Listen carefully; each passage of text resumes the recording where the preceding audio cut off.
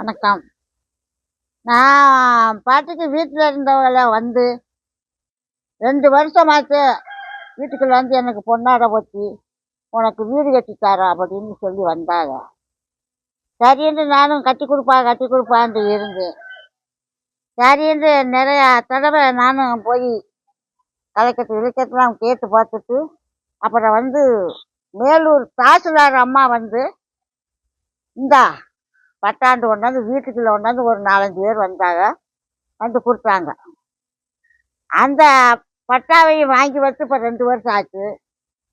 வந்து பார்த்தா 1 சென்ட்டுன்னு சொன்னாங்க. அது பிரச்சனை அது இதுன்னு சொன்னாங்க. ஒன்றுமே இன்னும் தெரியலை. நானும் இப்போ கட்டி கொடுப்பாங்க அப்புறம் கட்டி கொடுப்பாங்கன்றே இருக்கிறேன். ஆனால் இன்னும் வீடு கட்டி கொடுக்குற மாதிரி தெரியலை. நானே அப்பந்திருப்பதி ரோட்லேருந்து வீட்டுக்கு வர 4 கிலோ 5 கிலோமீட்டர் நடந்து வரணும். நான் என்னால் நடக்கவும் முடியலை. இங்கிட்டு பஸ் வசதியும் இல்லை, ஆட்டோ வசதியும் இல்லை, எதுவும் இல்லை. நடந்து வர முடியாமல் 1/2 மாதம் வண்டி வாசியில் வந்தாலும் கெஞ்சினாலும் கிளம்பி ஏற்ற மாட்டேங்கிறாங்க. அந்த மாதிரி இருக்குது. இந்த வீடை நீங்கள் காலகாலத்தில் வந்து எனக்கு கட்டி கொடுக்காட்டி ஒரு வீடு கூட வாங்கினேன் பிடிச்சி வாடகைக்கு கிடையாம வாங்கி கொடுத்தா கூட போதும் சாமியெல்லாம். எனக்கு அப்பந்திருப்பதி மெயின் ரோட்டில் வாங்கி கொடுத்தீங்க, நான் ஒரு இட்லி வாங்கிக்கிறேன், ஒரு ஆஸ்பத்திரியில் போய் ஊசி போட்டுக்கிறேன். என்னால் ஒன்றும் இங்கேருந்து அங்கேருந்து போக முடியலை.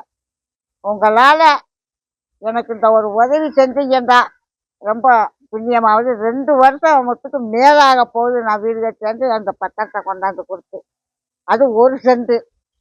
இங்கிட்டு வீடு இல்லை அங்கிட்டு வீடு இல்லை. ஒரு நடு ரோட்டோரமாக அங்கிட்டு 1 சென்ட்டு கொடுத்தாங்க. அதுக்கு எதுவுமே தெரியலை. அதுக்கு வந்து ஆமாம் அரசாங்கத்தில் இருக்கிறவங்களும் கலெக்டரும் வந்து எனக்கு நல்ல ஒரு உதவி செஞ்சீங்கன்னா நல்லா இருக்கும். இல்லை அது வந்து துணிந்து குடிசையில் இருந்தேன்ப்பா. இப்போ வாங்கி இருக்கிறது என் மத்தியான் குழந்தை வீட்டை வாங்கி என் மையம் மூத்தவன் கட்டியிருக்கேன். அவனுக்கு வீடு வாங்கி கட்டியிருக்கேன். துணிந்து குடிசைதான். நான் ஒரு தாவார மாதிரியே இருந்தேன். என் மத்தியான் குழந்தை ஊரை நெட்டில் பஞ்சை வாங்கி கட்டியிருக்கேன். நான் தான் அங்கே வாங்கியாந்து வீடு எல்லாத்துக்கும் கட்டி கொடுத்தேன். எனக்குன்னு நான் கட்டிக்கிறல. இப்போ வீடு இல்லாமல் வீட்டோட தான் ஒரு தாபாரத்துக்குள்ள நான் இருக்கேன். அவங்க வாங்கி கட்டியிருக்காங்க, நான் கட்டலை. அந்த மாதிரி இருக்குதுல. இப்போ நானாக போய் ஆட்டி வீடு கேட்கல. அங்கேருந்தே நான் வந்தாங்க. மோடி திட்டத்துலேருந்து உனக்கு வீடு கட்டி தரமுது, நிறைய அவார்டு வாங்கியிருக்கேன், ஆனால் வீடு இல்லாமல் இருக்கிறேன்னு சொல்லி நிறையா நாங்கள் கேள்விப்பட்டோம். இங்கே வந்து வீட்டுக்குள்ளேயே பொண்ணாரிய போச்சு வீடு கட்டி தரமுது வந்து சொன்னாங்க. அதுக்கு குறிப்பாடு கொள்ள நாள் சேர்ந்து பத்திரம் கொண்டாந்து கொடுத்தாங்க. பத்திரம் கொடுத்து இப்போ 2 வருஷம் ஆச்சு. நானும் நிறையா பெர்சன்ட்லாம் போய் கேட்டேன். அவர் என்ன சொல்கிறாரு, அங்கேருந்து பணம் வந்தால் தானமா நான் கட்டி கொடுப்பேன் அப்படின்னு சொல்கிறாரு. பெருசண்டு மாற்றி ஒரு பெருசண்டு நான் என்ன மாற்றிருந்து அவங்களும் சொல்கிறாங்க. அந்த கொடுத்து இளங்கோவு சொல்கிறாரு, கலெக்டரை போய் பார்த்தேன்றாரு. நான் எங்கே போக முடியும், நடக்கவே முடியாமல் கிடக்குது. வீடு கட்டி கொடுத்தீங்கன்னா உங்களுக்கு ரொம்ப புண்ணியமாக போயிடும் சாமி.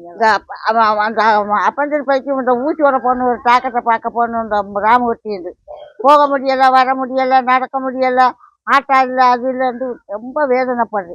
ஒரு இட்லி வாங்க முடியலை, ஒரு இந்த பிரஷரு சர்க்கரை எல்லாம் இருக்குது, ஒரு கஞ்சியாக குடிக்க முடியாது.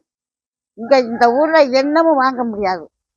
அப்பந்திருப்பதி ஓனாத்தே இட்லி வாங்கலாம், தோசை வாங்கலாம், ஆஸ்பத்திரியில் போய் ஊசி போடணும்.